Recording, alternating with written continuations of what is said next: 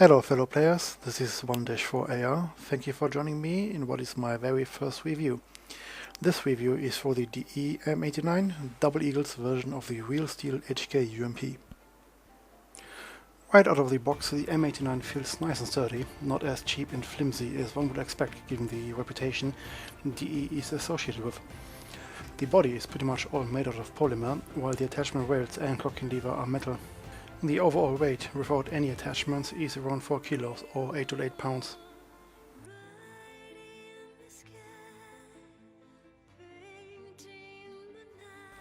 The attachments visible here are not included in the box. Those are my additions, which are a flashlight, laser pointer, grip and the 551 sight. A grip is definitely recommended for the UMP, especially if you add items to the side rails to allow for a much better hold of your gun, unless of course you tend to hold it at the mag. Included in the box is a high cap mag around 450 to 500 BBs, something in the direction. It's made fully out of plastic, not as thick polymer like the gun itself. It seems to be a bit thinner.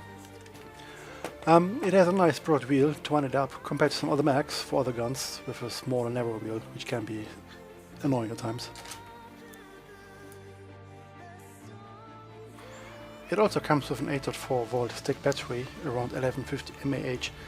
The one shown here is an aftermarket one, as the original one is being charged at the time. As with pretty much any gun purchase, a pack of BBs are also included. Also, as with these purchases, you chuck them away and use quality BBs instead.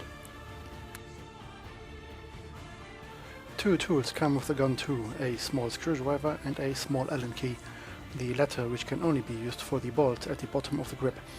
The bolts holding the rails are much larger and require a different size of Allen key.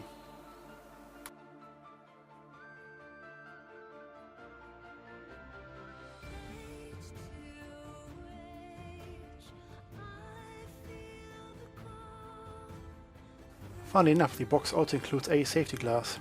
It's not really of great quality. Upon taking the glass out of the little paper bag or plastic bag it came out of, the left arm broke off, rendering it completely useless.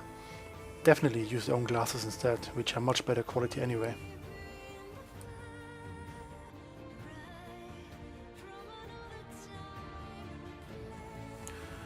As previously mentioned, the body is made out of polymer.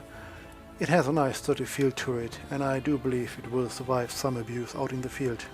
For example, chucking it down when you fall down in the mud, hitting it accidentally against the wall while running around the corner. I don't think it will break that easily.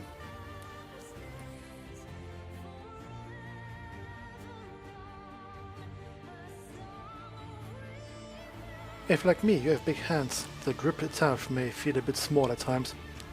While it's not really uncomfortable, it's not the greatest fit either. If you do have small hands, however, it shouldn't be an issue really.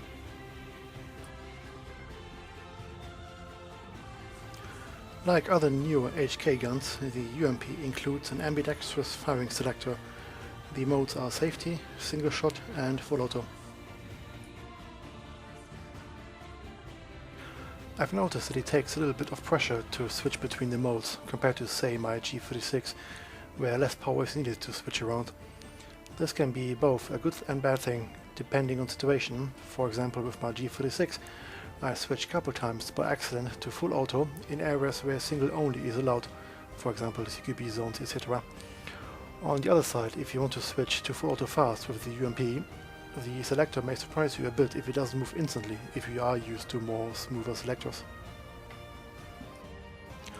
Also standard is a collapsible stock, which hooks in on the right side of the UMP.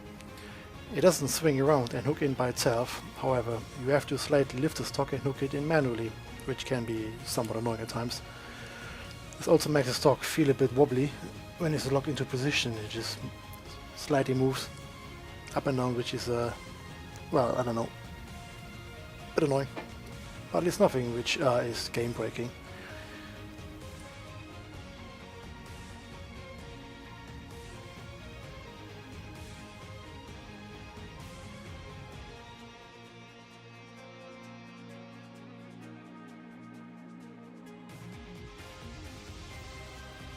The stock also hides the battery compartment, which sits pretty much above the gearbox. The compartment is shielded by a little plastic door, which can be opened easily. Upon inserting the battery, if you're not used to this type of battery yet, or position rather, it can in the beginning be a bit of fiddle work getting the battery to fit in. Once done, just connect the cables, cram those cables into, close the plastic door, and job should be done.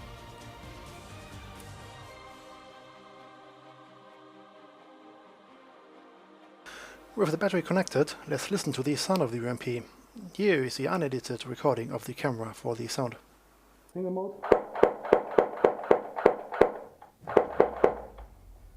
Throttle mode. As you can hear, it is fairly loud. My other AEG isn't as loud as this one.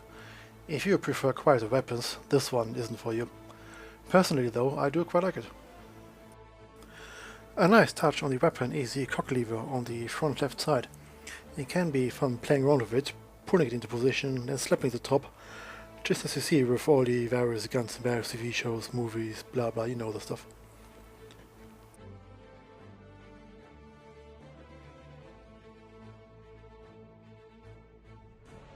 What it does, other than adding a little fun, is opening the little hatch on the other side of the gun, which reveals the hop-up for this weapon. Rather than having a real hop-up adjustment, you will just find a type of slide up for your hop. It feels, I don't know, quite easy to move, far too light, which does make me wonder if it will stay in place when you shoot around like a madman, or if you will have to adjust the hop every now and then.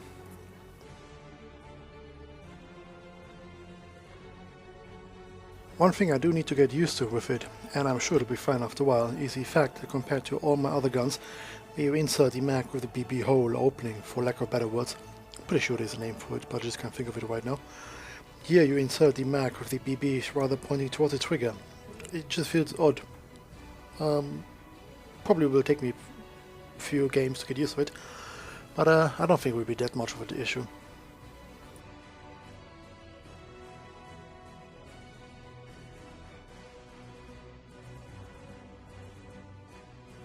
A thing I do like about the UMP's design is the location of the mag release.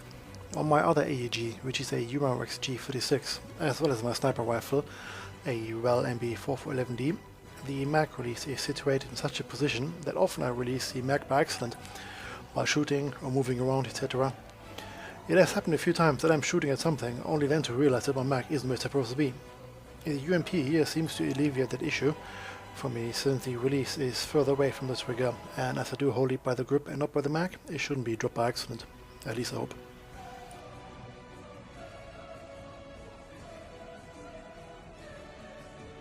So why did I get this gun?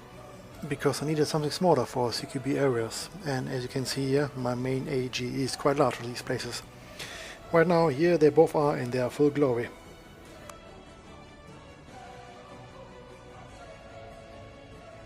Here we have both guns with collapse stock for tighter areas.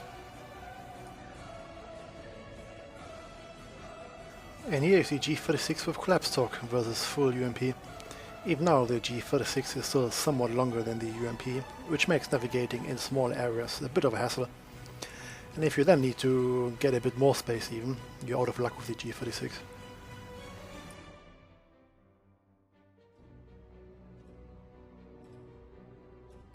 Now to the next step, taking the gearbox out. I won't be disassembling the gearbox itself, because knowing me, I'll just break it, so I'll skip that part. First, these two bolts need to be taken out before we can get anywhere. A small Allen key is good enough for this job.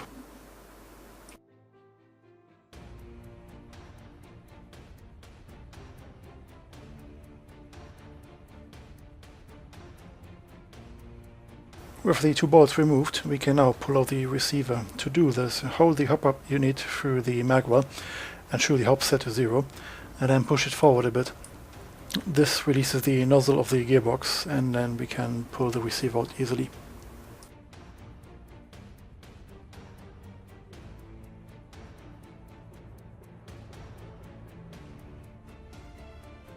With the receiver detached, now we can take out the screws in the pistol grip.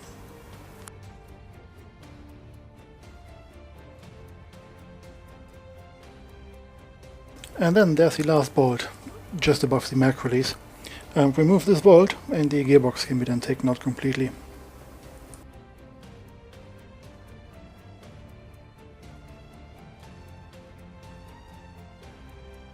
With that done, we can pull the gearbox out.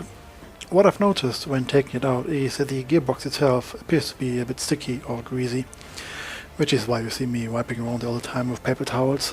I don't believe it is supposed to be that greasy, and DE may have overdone it a bit in this regard.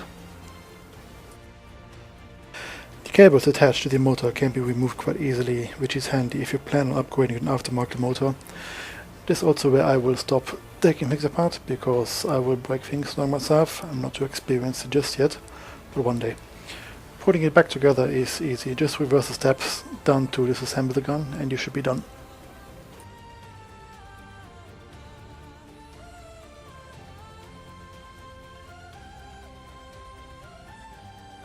As mentioned before, I bought the UMP for some CQB fun on the 31st January. Here are a couple excerpts of the day. I do have a video up for it. See the link in the top left area. This place would have been quite difficult to navigate around with my G36. It may be easy with a G36K or even C, but not with the regular one, which is one I have. So the UMP worked quite well for that.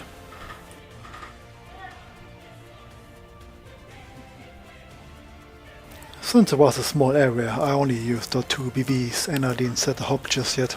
It wasn't really necessary for this place. When chronoing the UMP early in the day, it averaged around 320 FPS with the .2 FPS, .2 BBs.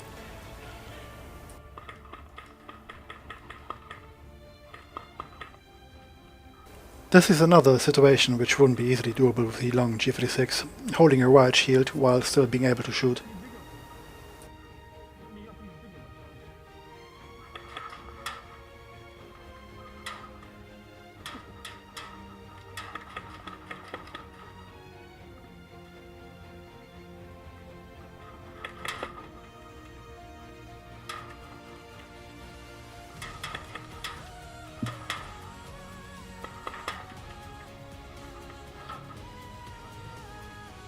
On an outdoor field I used .25 BBs for the UMP and of course also adjust the hop, which then gave me the chance also to check out the full range of this SMG. The range so far is sufficient. Where I stand here I can reach the wall where the white arrow is pointing at. This should be around 40-45 meters probably, I guess. The accuracy, especially in full auto in the beginning, wasn't the greatest. The grouping was at times all over the place. After shooting roughly over 3000 BBs through it, it has improved a little bit, but it's still not the most accurate gun out there and could definitely use some improvement with aftermarket items.